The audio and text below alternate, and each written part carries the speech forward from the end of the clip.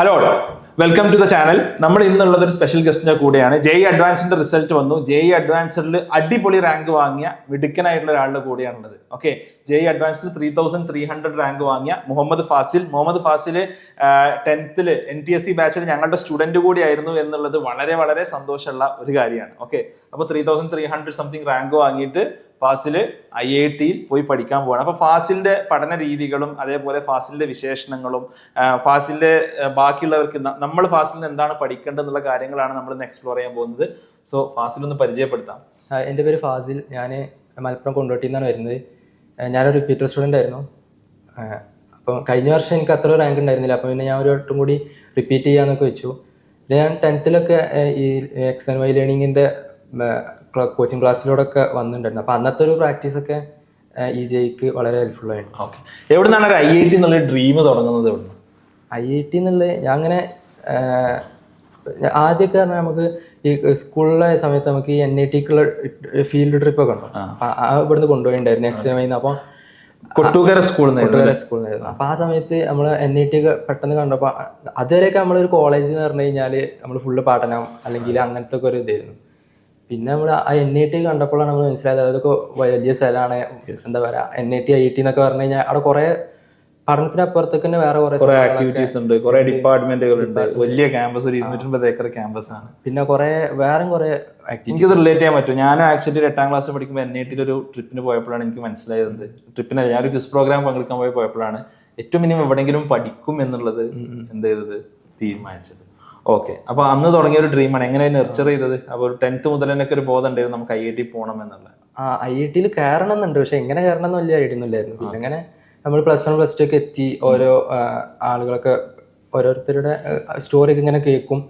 അങ്ങനെ കേട്ട് പിന്നെ JEE എഴുതണം, JEEക്ക് പ്രിപ്പയർ ചെയ്യണം എന്നൊക്കെ തോന്നി. അങ്ങനെ +1 ഒക്കെ കഴിഞ്ഞ് പിന്നെ +2 ഒക്കെ അവസാനമൊക്കെ ആയപ്പോഴേക്ക് പിന്നെ ഇങ്ങനെ എനിക്ക് ഫാസ്റ്റിൽ അന്ന് മെസ്സേജ് അയച്ച ഓർമ്മയുണ്ട്. 98.7 എത്രയോ 98.34 സംതിങ് % ഫസ്റ്റ് ചാൻസിൽ JEEക്ക് വാങ്ങിയിട്ടുണ്ട്. അതേപോലെ തന്നെ NIT കാലിക്കറ്റിൽ ECക്ക് അഡ്മിഷൻ കിട്ടിയിട്ടുണ്ട്. ഓക്കെ, എന്നോട് ചോദിച്ചിരുന്നു അന്ന് എന്ത് ചെയ്യണം എന്നുള്ളത്. ഞാൻ പറഞ്ഞു, എനിക്ക് പറഞ്ഞ ഓർമ്മ, ഞാൻ ഇപ്പോൾ ആ മെസ്സേജ് ഇങ്ങനെ എടുത്ത് നോക്കി IITക്ക് പോകണം എന്നുള്ളത് ഞാൻ അന്ന് പറഞ്ഞ ഒരു സംഭവമാണ്.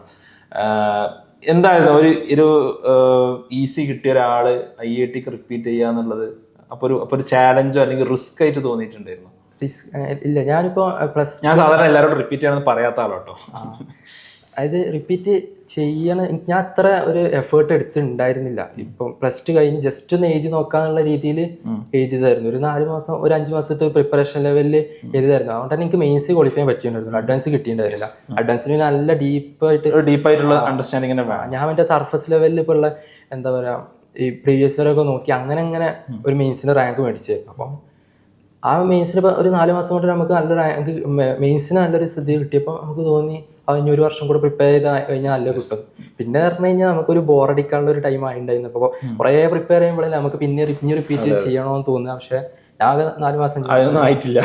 പിന്നെ അങ്ങനെ അപ്പൊ പിന്നെ നമ്മൾക്ക് എനർജി ഉണ്ട്. അപ്പൊ പിന്നെ എവിടെ റിപ്പീറ്റ് ചെയ്ത് സൈലത്തിലായിരുന്നു. Okay, fine.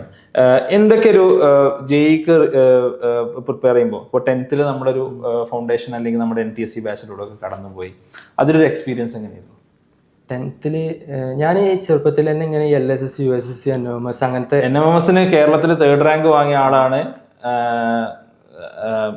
ഫാസിൽ. 1ാം റാങ്ക് വാങ്ങിയത് അന്ന് ഹാത്തിമായിരുന്നു. ഹാത്തിമിനായിട്ടുള്ള ഇന്റർവ്യൂ ചാനലിൽ നിങ്ങൾക്ക് കാണാൻ പറ്റും.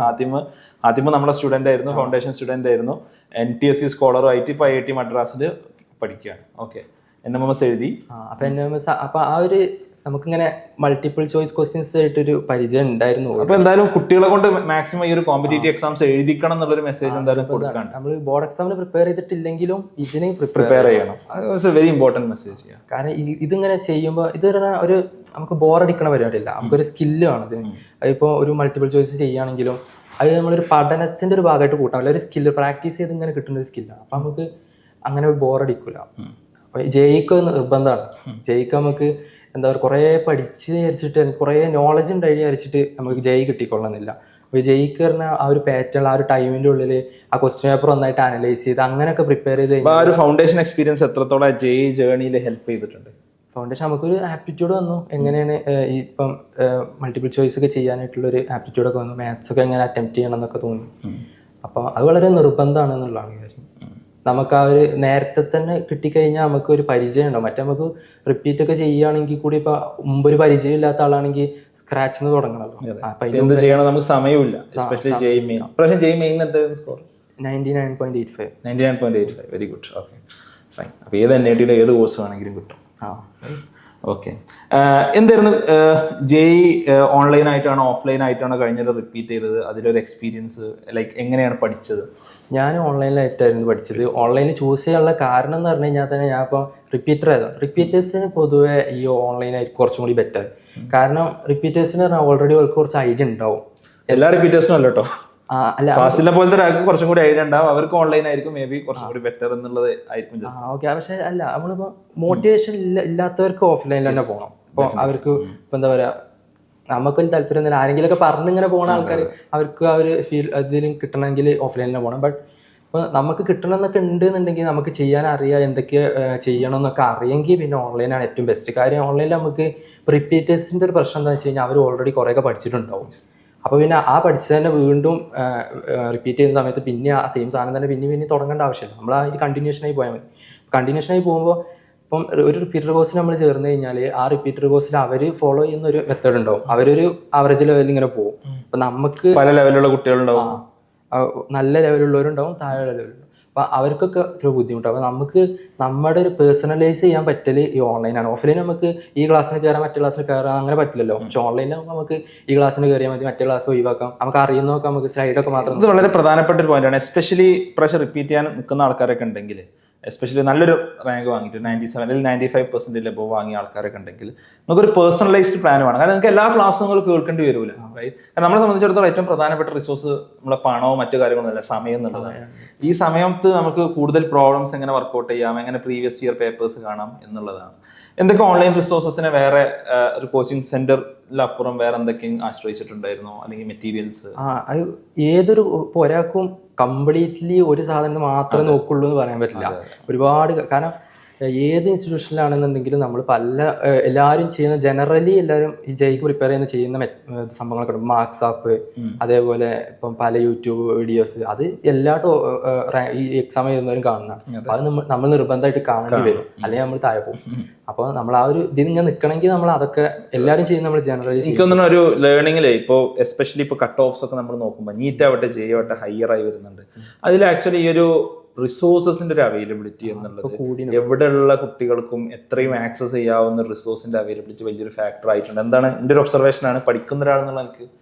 അതന്നെ. ഇപ്പൊ നമുക്ക് പണ്ടൊക്കെ പറഞ്ഞാൽ നമുക്ക് കണ്ടന്റ് കിട്ടാത്തതിന്റെ പ്രശ്നമാണ്. ഇപ്പൊ കണ്ടന്റ് കൂടിയാണ്. കോച്ചിങ് സെന്റർ പോകണം അല്ലെ, മെറ്റീരിയൽ വായിക്കണം, പുസ്തകം വേണം. ഇപ്പൊ അതിന്റെ ആവശ്യമില്ല. ഇപ്പൊ നമ്മൾ യൂട്യൂബ് തുറന്നു കഴിഞ്ഞാൽ തന്നെ അഡ്വാൻസ്ഡ് ലെവലിലുള്ള കണ്ടന്റ് വരെ യൂട്യൂബിലുണ്ട്. പക്ഷെ നല്ല രീതി യൂസ് ചെയ്യാറോ. എന്നാൽ പിന്നെ നമുക്ക് ഇപ്പൊ ആവശ്യമുള്ള ഏതാണ് ആവശ്യമില്ലാത്ത ഏതാണെന്നൊക്കെ ഐഡന്റിഫൈ ചെയ്യാൻ പറ്റുകയാണെങ്കിൽ കൃത്യമായി അറിയണം. വെറും യൂട്യൂബ് തന്നെ കിട്ടിക്കഴിഞ്ഞാൽ തന്നെ കിട്ടുന്നതിന് ഞാൻ പറയുള്ളൂ. കാര്യം അല്ല നമ്മള് ഒരു പക്ഷെ എന്നാലും അങ്ങനെ യൂട്യൂബ് മാത്രം ആശ്രയിക്കരുത്. കാരണം നമ്മളൊരു ട്രാക്കിൽ പോകും. ബട്ട് നമുക്ക് കറക്റ്റ് ഒരു മെന്റർഷിപ്പ്, ഒരു ഗൈഡ് ചെയ്യാൻ ഒരാളുണ്ടെന്നുണ്ടെങ്കിൽ നമുക്ക് റിസോഴ്സസ് എന്താണ് ആക്ച്വലി അവൈലബിൾ ആണ് എന്നുള്ളതാണ്. ഒരു ഓൺലൈൻ കോച്ചിങ്ങിന്റെ ഒരു ഇത് ഓൺലൈൻ കോച്ചിങ്ങിൽ കിട്ടില്ല എന്ന് പറയുന്നിടത്തൊക്കെ ശരിക്കും വലിയൊരു മറുപടിയാണ് ഫാസിലിന്റെ വിജയം എന്നുള്ളത്. ആക്ച്വലി ഓൺലൈനിനെ ഏറ്റവും സമർത്ഥമായി ഉപയോഗിച്ച ഒരാളാണ് ഫാസിൽ എന്നുള്ളതാണ് എനിക്ക് മനസ്സിലാവുന്നത്. ജെയ് അഡ്വാൻസ്ഡിനുള്ളൊരു പ്രിപ്പറേഷൻ, കാരണം ഫസ്റ്റ് ഇയറിൽ ഫസ്റ്റ് തവണ എഴുതിയപ്പോൾ പ്രിപ്പയർ ചെയ്തിട്ടില്ലായിരുന്നു. ഇത്തവണ ജെയ് അഡ്വാൻസ്ഡിന് എന്താണ് ഫാസിൽ എങ്ങനെയാണ് പ്രിപ്പയർ ചെയ്തത്? എന്തായിരുന്നു സ്ട്രാറ്റജി? ജെയ് അഡ്വാൻസിന് പ്രിപ്പയർ ചെയ്യുന്നതിന്റെ സ്ട്രാറ്റജി പറഞ്ഞാൽ ജെയ് മെയിൻസിന് നല്ല മാർക്ക് മേടിക്കുക എന്നുള്ളതാണ്. കാരണം നമുക്ക് മെയിൻസിന് മാർക്ക് ഇല്ലെങ്കിൽ നമ്മൾ ആകെ താഴെ. ഇപ്രാവശ്യം തന്നെ കുറെ ആളുകൾ ഈ ഫസ്റ്റ് ഷിഫ്റ്റില് ഒരു പ്രശ്നം ഉണ്ടായിരുന്നു 27. അതിൽ കുറെ ആളുകൾ താഴെപ്പോയി. ഞാനും ചെറിയൊരു ഭാഗം ഉണ്ടായിരുന്നു. ഞാൻ 27 ഷിഫ്റ്റ് 2 ആയിരുന്നു. അതിൽ ചെറിയൊരു പ്രശ്നം ഉണ്ടായിരുന്നു, ബട്ട് വലിയ പ്രശ്നം ഉണ്ടായിരുന്നു. അപ്പോൾ പിന്നെ അതിലും കുറെ ആൾക്കാർ ഇങ്ങനെ ഡീമോട്ടിവേറ്റ് ചെയ്ത് പോകും. അപ്പോൾ നമ്മൾ ആദ്യം ചെയ്യേണ്ടത് മെയിൻസിന് നല്ല മാർക്ക് മേടിക്കുക. അത് കഴിഞ്ഞിട്ട് പിന്നെ അഡ്വാൻസിനെ കുറിച്ച് ചിന്തിക്കുക. കാരണം ഞാനും ആദ്യം കാരണം എനിക്ക് അഡ്വാൻസ് കിട്ടിയിട്ടുണ്ടായിരുന്നില്ല. അപ്പോൾ മെയിൻസ് ആദ്യം ക്വാളിഫൈ. അപ്പോൾ ഞാൻ വിചാരിച്ചു എന്നാൽ ഇനി ആദ്യം മുതൽ അഡ്വാൻസിന് പ്രിപ്പയർ ചെയ്യാൻ തുടങ്ങാന്ന് വിചാരിച്ചു. അങ്ങനെ 2-3 മാസമൊക്കെ അഡ്വാൻസിന് പ്രിപ്പയർ ചെയ്തു. പക്ഷെ അത് കഴിഞ്ഞ് പിന്നെ മെയിൻസിന്റെ പ്രിപ്പറേഷൻ കഴിഞ്ഞപ്പോഴേക്കും ഈ ആദ്യം പഠിച്ചൊക്കെ മറന്നു പോയിട്ടുണ്ടായിരുന്നു. നമ്മൾ ആ ഒരു ഇതിന് പോകുമല്ലോ. നമ്മൾ ഒരു അഡ്വാൻസിന് നമ്മൾ വേറൊരു മെന്റാലിറ്റി കയറാം. നമ്മൾ ആ ഒരു രീതിയിൽ പ്രിപ്പയർ ചെയ്യണം. അപ്പോൾ ആദ്യം മെയിൻസിന് പ്രിപ്പയർ ചെയ്യുക, അത് കഴിഞ്ഞിട്ട് പിന്നെ അഡ്വാൻസിന് പ്രിപ്പയർ ചെയ്യുക. ഇപ്പം അഡ്വാൻസിനൊക്കെ പറഞ്ഞാൽ ഇഷ്ടം പോലെ ടൈം ഉണ്ടാവും. ഇപ്പം മെയിൻസ് കഴിഞ്ഞാൽ നമ്മൾ വിചാരിക്കും ഒരു മാസമൊക്കെ അല്ലേ ഉള്ളൂ. ഒരു മാസം ഒരുപാടുണ്ട്, നമുക്ക് തീരൂല. നമ്മൾ നാളെ നമ്മൾ എന്താ അഡ്വാൻസ് ആവാത്ത അത്രയും ടൈം ഉണ്ട് നമുക്ക്. അപ്പോൾ ആദ്യം മെയിൻസ് ക്ലിയർ ചെയ്യുക, അത് കഴിഞ്ഞിട്ട് പിന്നെ അഡ്വാൻസിനെ കുറിച്ച് ചിന്തിക്കുക എന്നുള്ളതാണ് എനിക്ക് പറയുന്നത്. ഓക്കെ. എന്തെങ്കിലും പ്രത്യേക പുസ്തകങ്ങൾ എന്തെങ്കിലും ലൈക്ക് ഇപ്പോഴത്തെ ഒരു സ്റ്റുഡൻസിന് റെക്കമെൻഡ് ചെയ്യുന്ന എന്തെങ്കിലും ഉണ്ടോ, like other than online resources? അത് ഇപ്പം ജനറലി നമ്മുടെ ടാർഗറ്റ് നമ്മൾ ആദ്യം സെറ്റ് ചെയ്യണം. ഇപ്പം നമുക്കിപ്പോൾ ഒരു 99% ആണെങ്കിൽ നമ്മൾ ഗൈഡിൻ്റെ ആവശ്യമൊന്നുമില്ല. നമ്മൾ പ്രീവിയസിന് മാത്രം നോക്കി കഴിഞ്ഞാൽ തന്നെ 99 കിട്ടും. നീറ്റിൻ്റെ ആൾക്കാർക്ക് ഇപ്പോൾ നീറ്റിൻ്റെ ആളുകൾക്ക് കിട്ടുന്നുണ്ട് ഇപ്പോൾ. അപ്പോൾ പിന്നെ ഒരു 99.5 ആണെങ്കിലും അങ്ങനെ വല്ല ആവശ്യമില്ല, നമ്മൾ സിലബസൊക്കെ പോയി. പക്ഷെ 99.89 എത്തുമ്പോൾ നമ്മൾ ചില ബുക്സുകളൊക്കെ ഇങ്ങനെ തുടങ്ങേണ്ടി വരും. പക്ഷേ കംപ്ലീറ്റ് ചെയ്ത് വലിയ ഒരു ലെവലിലോട്ടൊന്നും പോകണ്ട. അപ്പോൾ അത് നമ്മുടെ ഒരു ഇതിനനുസരിച്ചില്ല, നമ്മൾ നോക്കുക. നമ്മൾ ആരെങ്കിലും ഇപ്പോൾ ടോപ്പേഴ്സിൻ്റെ ഇൻ്റർവ്യൂ ഒക്കെ ഞാൻ തന്നെ ചെയ്ത് ആദ്യമൊക്കെ ടോപ്പേഴ്സിൻ്റെ ഇൻ്റർവ്യൂ ആണ്, അവർ ഏതൊക്കെ ബുക്കാണ് നോക്കി വായിച്ചെന്നൊക്കെ നോക്കും. പക്ഷെ അത് നമുക്ക് അത്ര ആയിക്കൊള്ളുന്നില്ല. നമ്മൾ ആ ബുക്ക് മേടിക്കുക, അതിൻ്റെ നമുക്ക് പറ്റുകയാണെങ്കിൽ യൂസ് ചെയ്യുക, അല്ലെങ്കിൽ ഒഴിവാക്കുക. കുറേ ബുക്സ് ഫോളോ ചെയ്യുന്നിടത്ത് പ്രത്യേകിച്ച് ഞാൻ കുറേ ബുക്ക് മേടിച്ച് വെച്ചിട്ടുണ്ട്, പക്ഷെ അത് യൂസ് ചെയ്യുന്നില്ല. അപ്പോൾ ബുക്ക് യൂസ് ചെയ്യുകയാണെങ്കിൽ തന്നെ ഫുള്ള് യൂസ് ചെയ്യണമെന്നില്ല. അപ്പോൾ സംഖ്യയൊക്കെ ഞാൻ മറ്റേ അരിഹന്തൊക്കെ യൂസ് ചെയ്യേണ്ടത് മാത്സിന്. അപ്പോൾ അതിലൊക്കെ പറഞ്ഞാൽ നമുക്ക് ഭയങ്കര AR100 അവർക്കൊക്കെ ഉള്ള ക്വസ്റ്റ്യൻസ് ഉണ്ട്, അത് നമുക്ക് വേണ്ട. നമുക്ക് നമ്മുടെ ലെവലുള്ള രീതി ഞാനൊരു ആദ്യം ടാർഗറ്റ് സെറ്റ് ചെയ്തിട്ടുണ്ട്, ഒരു 2000-3000 ഞാൻ സെറ്റ് ചെയ്ത്. അപ്പം അതിനുള്ളൊരു ലെവല് നമുക്ക് എക്സാം ഹാളിൽ ചെയ്യാൻ പറ്റണമല്ലോ, പ്രിപ്പയർ ആ ഒരു ലെവലിൽ നമ്മൾ എന്ത് ചെയ്യുക, പ്രിപ്പയർ. എക്സാം എങ്ങനെ ഉണ്ടായിരുന്നു? ഇത്തവണത്തെ എക്സാം കഴിഞ്ഞ വർഷത്തേനൊക്കെ സിമിലർ ആയിട്ടുണ്ടായിരുന്നു. സിമിലർ ആണെന്നുള്ളത് ഇപ്രാവശ്യം കട്ട് ഓഫ്സ് കൂടാനൊരു കാരണമായിട്ടുണ്ടാവും അല്ലേ? കാരണം നിങ്ങൾ എക്സ്പെക്ട് ചെയ്യാത്തൊരു പാറ്റേൺ എന്ത് ചെയ്തിട്ടില്ല, വന്നിട്ടില്ല. പക്ഷെ ഇപ്രാവശ്യം എല്ലാവരും കഴിഞ്ഞ വർഷത്തെ പോലെ ആവില്ല എന്ന് ഞാൻ എക്സ്പെക്ട് ചെയ്തത്. കാരണം അങ്ങനെ ഒരു വർഷം വരാറില്ല. അപ്പം ഓരോ വർഷം കഴിഞ്ഞ വർഷത്തേനെക്കാട്ടി ഡിഫറെൻ്റ് ആയിട്ട് ഇങ്ങനെ വരില്ലായിരുന്നു. അപ്പം പക്ഷെ ഇപ്രാവശ്യം കഴിഞ്ഞ വർഷത്തേൻ്റെ അതേപോലെ ആയിട്ട് വന്നു. ഇത് IIT മദ്രാസ് സെറ്റ് ചെയ്യുമ്പോഴൊക്കെ ഞാൻ കാണാറുണ്ട്. 2017 ഇതേപോലത്തെ ഒരു കട്ട് ഓഫ് ഹൈക്ക് അതൊന്നും IIT മദ്രാസ് ആയിരുന്നു ചെയ്തിട്ടുള്ളത്, ഇത് സെറ്റ് ചെയ്തിട്ടുണ്ടായിരുന്നത്. Okay, fine. അപ്പോൾ ഈ ഒരു JEE അഡ്വാൻസ്ഡിന്റെ പ്രിപ്പറേഷൻ, ലൈക്ക് JEE മെയിൻ നമ്മൾ നന്നായി പ്രിപ്പയർ ചെയ്ത് നല്ലൊരു റാങ്ക് വാങ്ങിക്കഴിഞ്ഞാൽ പിന്നെ JEE അഡ്വാൻസ്ഡ് കുറച്ചുകൂടി എന്തായിരിക്കും, ലൈക്ക് ഒരു റിലാക്സ്ഡ് ആയിട്ട് നമുക്ക് ഒരു ധൈര്യത്തിൽ പ്രിപ്പയർ ചെയ്യാൻ പറ്റും എന്നുള്ളതാണ് പറഞ്ഞത്. നല്ലൊരു സ്ട്രാറ്റജിയാണ്. ഞാനെപ്പോഴും സ്റ്റുഡൻസിനോട് പറയാറുള്ള ഒരു സ്ട്രാറ്റജി അതാണ്. മാത്സ് എത്രത്തോളം ഇമ്പോർട്ടൻ്റ് ആണ്? മാത്സ് വളരെ ഇമ്പോർട്ടൻ്റ് ആണ്. കാര്യം ഇപ്പോൾ ടോപ്പ് റാങ്കേഴ്സിനെ ഡിസൈഡ് ചെയ്യുന്നത് ശരിക്കും മാത്സ് അല്ലേ? ആണ്. ഇപ്പോൾ മാത്സ് ഇല്ലാണ്ട് കയ്യിലെ JEE. കാരണം നീറ്റിൻ്റെ ആളുകൾ തന്നെ ഇപ്പോൾ 200 ഇപ്പോഴത്തെ ഒരു പെർസെൻറ്റേജിൽ പറഞ്ഞാൽ 220 ഒക്കെ ആണ് ഇപ്പോൾ 99% ചില ഷിഫ്റ്റിലൊക്കെ വരുന്നത്. ഇപ്പോൾ 220 ഫിസിക്സും കെമിസ്ട്രിയോട് മാത്രം എത്തൂല. നമ്മളൊരു 180 വരെയൊക്കെ നമുക്ക് ഫിസിക്സും കെമിസ്ട്രി മാത്രമേ എത്താൻ പറ്റുള്ളൂ. പിന്നെ അതിൻ്റെ ശേഷമുള്ള 40-50 മാർക്സ് മാത്സ് തന്നെ വേണം. പിന്നെ പറഞ്ഞാൽ മാത്സ് വളരെ ഇമ്പോർട്ടൻ്റ്. അഡ്വാൻസറിനും ടോപ്പേഴ്സിനും ഡിസൈഡ് ചെയ്യുന്ന ഒരു കിങ് മേക്കർ മാത്സ് ആയി മാറുന്നുണ്ട് എന്നാണ് ഞാൻ മനസ്സിലാക്കുന്നത്. ഈ വർഷമൊക്കെ മാത്സ് സിമ്പിൾ ആയിരുന്നു പൊതുവെ. അപ്പോൾ നമ്മൾ ഇപ്പോൾ പേപ്പർ 2 ഒക്കെ ഭയങ്കര ടഫായിരുന്നു ഈ വർഷം, പക്ഷെ അതിൽ മാത്സ് സിമ്പിൾ ആയിരുന്നു. പക്ഷെ അപ്പോൾ മാത്സ് പ്രിപ്പയർ ചെയ്യാത്ത ആളുകൾക്കൊക്കെ അതിൽ സ്കോർ ചെയ്യാൻ പറ്റില്ല. അപ്പോൾ നമ്മൾ ഓവറോൾ പ്രിപ്പയർ ചെയ്ത് പോകണം. ഒരു +1 +2 പഠിക്കുന്ന ഒരു JEE ആസ്പിറന്റിനോട് എന്താ പറയാനുള്ളത്? എസ്പെഷ്യലി ഒരു ബോർഡ് എക്സാമിനുള്ള ഫോക്കസ്, കുറേ ആർട്സ്, സ്പോർട്സ്, ഇങ്ങനത്തെ കുറേ സംഭവങ്ങളിൽ പെട്ടുക്കുന്ന ഒരുപാട് കുട്ടികളുണ്ട്. എല്ലാം വേണം. നമ്മൾ ഇപ്പം അങ്ങനെ ഇപ്പം ഇതിനുമായി അങ്ങനത്തെ താല്പര്യമുള്ള ആളുകൾ ചിലപ്പോൾ അതൊക്കെ ഒഴിവാക്കി വരുമ്പോൾ അവർക്ക് ചിലപ്പം ബോറടിക്കും. പക്ഷെ എല്ലാം വേണം. നമ്മൾ നമ്മുടെ ഒരു ഹോബീസൊക്കെ ഫോളോ ചെയ്യണം. +1 +2 ഉള്ളവർക്ക് പറഞ്ഞാൽ ഇഷ്ടം പോലെ ടൈം ഉണ്ട്. അവർക്കാണെങ്കിൽ ആക്ച്വലി സമയമുള്ളത് അവർ റിപ്പീറ്റ് ചെയ്യണം പഠിക്കുന്നതല്ല. റിപ്പീറ്റ് ചെയ്യുമ്പോൾ നമ്മൾ കംപ്ലീറ്റ്ലി നമ്മൾ അതിൽ തന്നെ ഫോക്കസ് ചെയ്യും. മറ്റതിൻ്റെ ആവശ്യമില്ല. നമ്മൾ ഈ പഠിക്കുന്നതിൻ്റെ കൂടെ ഇങ്ങനെ പ്രിപ്പയർ ചെയ്ത് പോയി കഴിഞ്ഞാൽ തന്നെ +1 +2 കൂടെ കിട്ടും. റിപ്പീറ്റ് ചെയ്യുമ്പോഴാണ് പിന്നെയും നമ്മൾ കുറച്ചും കൂടി ഫോക്കസ് ചെയ്ത് ഒക്കെ ചെയ്യും. ഒരു ബോർഡ് എക്സാമിനോട്ടുള്ള ഒരു ക്രേസ് കുട്ടികൾക്ക് ഇങ്ങനെ കൂടി വരാനുള്ള ഒരു മാർക്ക് വേണം. ഇത് JEE ശരിക്ക് ലൈക്ക് മിടുക്കരായിട്ടുള്ള ഒരുപാട് ആൾക്കാരെ ബാധിക്കുന്നില്ലേ? ബോർഡ് എക്സാമിന് പ്രിപ്പയർ ചെയ്യുന്നത് എന്ന് പറഞ്ഞു കഴിഞ്ഞാൽ ഇപ്പം ബോർഡ് എക്സാമിന് നമ്മളിപ്പം പ്രിപ്പയർ ചെയ്ത് കഴിഞ്ഞാൽ JEEക്ക് പ്രിപ്പയർ ചെയ്ത് കഴിഞ്ഞാൽ ബോർഡ് എക്സാം ഈസിയാവും. ബോർഡ് എക്സാം പ്രിപ്പയർ ചെയ്ത് കഴിഞ്ഞാൽ JEEക്ക് അത്ര വലിയൊരു ബെനിഫിറ്റ് ഉണ്ടാവില്ല. അപ്പോൾ JEEക്ക് പ്രിപ്പയർ ചെയ്യുന്നത് തന്നെയാണ് നല്ലത്. ബോർഡ് എക്സാമിന് അത്ര ഫോക്കസ്. അതായത് പല കുട്ടികൾ ചിന്തിക്കുന്നത് ബോർഡ് എക്സാം കഴിഞ്ഞിട്ട് ഒരു വർഷം റിപ്പീറ്റ് ചെയ്യാം, ഇപ്പം നമ്മൾ JEEക്ക് ഒന്ന് നോക്കി തുടങ്ങാതെ.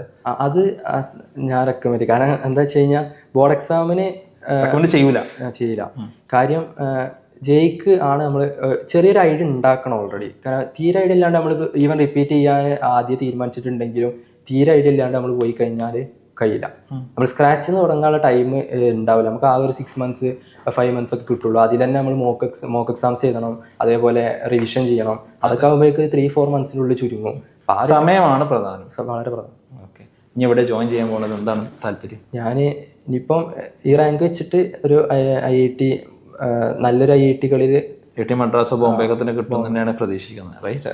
ചില ബ്രാഞ്ചസ് അങ്ങോട്ടും ഇങ്ങോട്ടും ചെറുതായി മാറാന്നുള്ളൂ. ഓക്കെ, അപ്പോൾ എന്തായാലും നല്ലൊരു IIT-ൽ പോകും. വേറെ എന്തൊക്കെയാണ് എക്സ്ട്രാ കരിക്കുലർ ആക്ടിവിറ്റിന്റെ കൂടെ ചെയ്തിരുന്ന കാര്യങ്ങൾ? മുമ്പ് കുറച്ച് ആപ്പ് ഡെവലപ്മെന്റ് മറ്റൊക്കെ ഉണ്ട് എന്ന് പറഞ്ഞിരുന്നു. അങ്ങനത്തെ ചെറിയ ഇപ്പം നമ്മള് 10ാം ക്ലാസ്സിലൊക്കെ എത്തുന്ന സമയത്ത് നമ്മളിങ്ങനെ എന്തെങ്കിലുമൊക്കെ ട്രൈ ചെയ്യുമല്ലോ. ഒരു താല്പര്യമുണ്ട്. അപ്പൊ അതുകൊണ്ട് തന്നെ ഇപ്പൊ IIT-ലോട്ടൊക്കെ ഒരു ഇങ്ങനെ IIT-ലോട്ടൊക്കെ പോകണം, നല്ല മെഡിക്കൽ IIT എന്നൊക്കെ ചൂസ് ചെയ്യുന്ന സമയത്ത് IIT-ലോട്ട് പോകാന്നൊക്കെ ഉള്ളത് അങ്ങനെയൊക്കെ ചൂസ് ചെയ്തു. ഓക്കെ, എന്താ NTSC 1 മാർക്കിന് മിസ്സായി എന്നോട് ഫാസിൽ പറഞ്ഞിരുന്നു. എന്തായിരുന്നു അന്നത്തെ ഒരു ഫീലിംഗ്? അന്നത്തെ പറഞ്ഞാൽ ഞാൻ അന്ന് അത്ര അങ്ങനെ കിട്ടണമെന്ന്, കാരണം അതിൽ കുറെ സോഷ്യൽ സയൻസ് ഒക്കെ എനിക്ക് അത്ര അറിയില്ല. അപ്പൊ ഈവൻ സ്റ്റേജ് 1 ക്വാളിഫൈ ചെയ്ത് കഴിഞ്ഞാലും സ്റ്റേജ് 2 പ്രിപ്പയർ ചെയ്യുന്നത് കുറച്ച് ബുദ്ധിമുട്ടാവും. അപ്പൊ അത്ര ഒരു ബ്ലെസ്സിങ് ഇൻ ഡിസ്ഗൈസ് ഇല്ലായിരുന്നു. ഓക്കെ, എന്തായാലും നമ്മൾ എപ്പോഴും പറയാറുള്ള നേരത്തെ എത്രയും നേരത്തെ പ്രിപ്പയർ ചെയ്ത് തുടങ്ങി, എത്രയും നേരത്തെ ആലോചിച്ച് തുടങ്ങിയാൽ അത്രയും ബെറ്റർ ആണ് എന്നുള്ളതാണ്. ഇത് നല്ലൊരു എക്സാമ്പിൾ ആണ് ഫാസിലിന് കിട്ടിയിട്ടുള്ള റാങ്ക് കാര്യങ്ങളൊക്കെ. എന്തായാലും ഫാസിലിന് എല്ലാവിധ ആശംസകളും നേരുന്നു. നല്ല IIT-യിൽ അടിപൊളി കോഴ്സ് തന്നെ കിട്ടട്ടെ. അത് കഴിഞ്ഞ് അടിപൊളിയായിട്ട് ഫാസിൽ ഒരു ഓണ്ടർപ്രണർഷിപ്പിനെ കുറിച്ച് സംസാരിക്കുന്നുണ്ട്, നല്ല ജോലികളെ കുറിച്ച് സംസാരിക്കുന്നുണ്ട്. അത്തരത്തിൽ എന്താണോ ഫാസിലിന് ഇഷ്ടം അതിൽ ഏറ്റവും ബെസ്റ്റ് ആയിട്ട് വരട്ടെ എന്നുള്ളത് ആശംസിക്കുകയാണ്. So keep in touch. അതേപോലെ തന്നെ ബാക്കിയുള്ളവർക്ക് ഒരു നല്ലൊരു ഇൻസ്പിറേഷണൽ റോൾ മോഡൽ ആവാൻ ഫാസിലിന്റെ വിജയത്തിന് കഴിയട്ടെ എന്ന് പ്രാർത്ഥിച്ചുകൊണ്ട് അവസാനിപ്പിക്കുന്നതാണ്. All the best. Okay, thank U.